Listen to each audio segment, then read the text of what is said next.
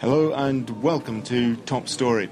The European Union has promised a strong and collective response to any further harassment by Iran of the embassy staff of EU member states, a stance that has again raised the prospect of more sanctions against the Islamic Republic. But what sanctions, and just how steady is the EU in its determination to make Iran pay for its breaches of international protocol? Washington has repeatedly asked the Europeans to use their trade and diplomatic connections with Tehran to turn the screw on a regime that has so far shown itself impervious to external pressure. But for all the collective indignation of the EU, there seems little agreement about what practical measures should be taken and, in any case, is there any evidence that sanctions actually work? So what might the EU's strong and collective response to Iranian harassment of its staff be? Well, joining me now to discuss just that is Rouzbeh Parsi, who's a research fellow at the European Union's Institute for Strategic Studies and a specialist on Iran. Thanks very much for being on the programme. The EU is talking about withdrawing its ambassadors from Iran unless those four local staff at the British Embassy are released by the weekend. Is that the sort of measure that the European Union should be taking, do you think? Yes, because there has to be an appropriate response to this kind of behavior. All embassies in the world are dependent on their local staff, and you can't have them arrested all the time. Okay, and if they're not released by Friday or Saturday, or whatever the deadline is, those embassy staff, those ambassadors at least, you think should be brought back to their home countries? I think this is a situation that requires a kind of strong signal from the very beginning. If you let it be, then a strong signal later on will have no effect. Isn't there a danger, though, do you think, that both sides could end up getting themselves in a blind alley here, that neither side would be able to back off, particularly with so much international attention focused on Iran at the moment? Absolutely, but I think in this regard, the Iranians are the ones who have put themselves in a little bit of a pickle, because the problem here is that they have put the tone of the discussion at such a frenzied state that it's very difficult to see how they can climb down themselves. The Europeans have been much more sophisticated in their response to the events following on the elections. Well, you say the Europeans have been much more sophisticated, but in a way, wouldn't it be wiser on the part of the Europeans to negotiate quietly with the Iranians rather than upping the ante?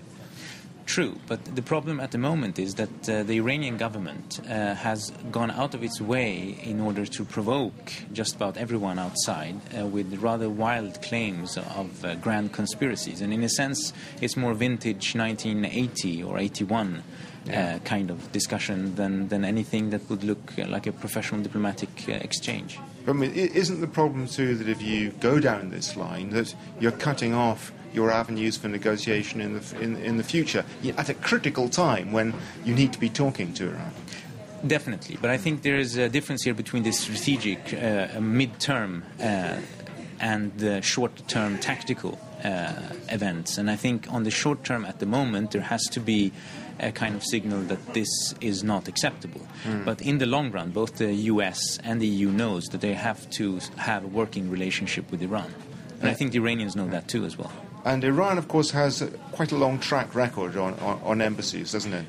Yes, you could say that. So it's important then in this respect that tough action should be taken. Do you think the fact that track record exists of attacking embassies in the past makes it important now that action should be taken? Yes, but I mean, in a sense you could say that this kind of harassing of embassies goes on in the Middle East off and on. People demonstrating, throwing eggs and all kinds of things. But in this particular case, it probably is also related to the fact that there's a general clampdown on the Iranian general population, so to speak. Yeah. And if they can't protect their own local staff, anything said about the repression against ordinary people on the street will probably ring a bit more hollow. How important at this stage do you think it is that the EU and the United States keep on the same page? Well, I think it's quite important. In that sense, the Obama administration has acted very professionally, very subtle in its way of trying to measure the response to what's going on. And this despite both, you could say, Iranian oversensitivity, which has risen quite remarkably, and domestic opposition from the Republicans in the United States. I mean, there is the danger, of course, that the Iranian government will use this international pressure to try and deflect attention from itself domestically. In fact, it's already begun to do so. I think what we have to realize is that considering the brittle state of domestic affairs in Iran and how sensitive and how dangerous it has been and still remains, anything you said or did not say from the outside would be used against you.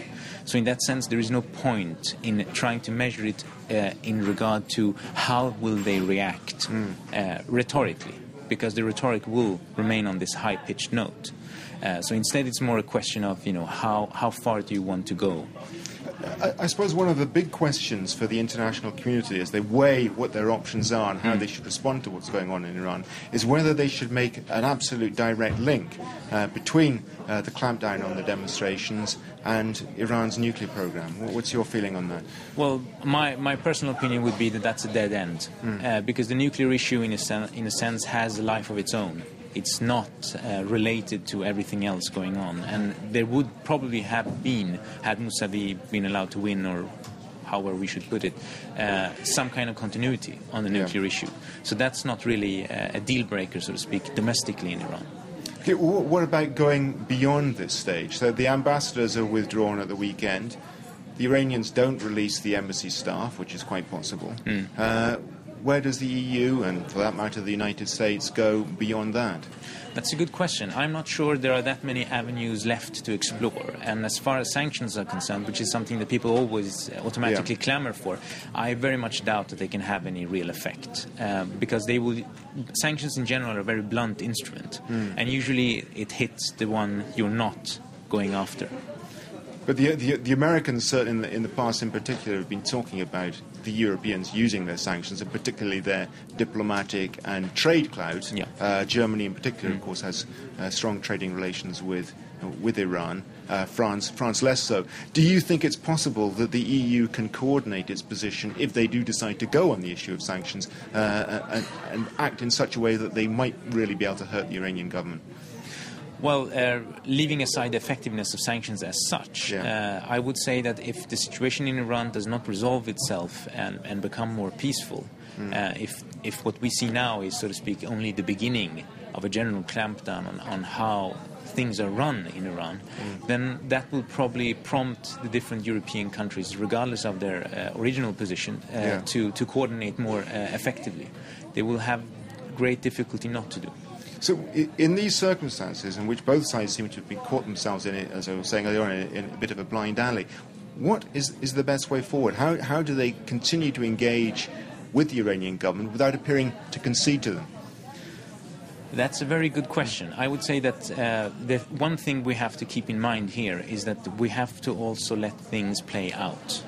To react to everything the immediate moment it takes place is usually not very constructive in the long run. So instead of following a news cycle, so to speak, I think what the Europeans and the Americans will have to do is to let all the chips come down first, because at the moment we really don't know how things are going on within the elite in Iran. So there's really not much point in trying to calibrate anything, because we don't know who we're talking to. And how important is it that the EU have a united position? I think it's very important, but that's generally important for the European Union regardless of the issue. And is it united? Well, usually not. It can rise to the occasion. Okay, and that's all we have time for today. Thanks very much to our guest, Rouzbeh Parsi. Please do join us again tomorrow for another edition of Top Story here on France 24. Goodbye for now.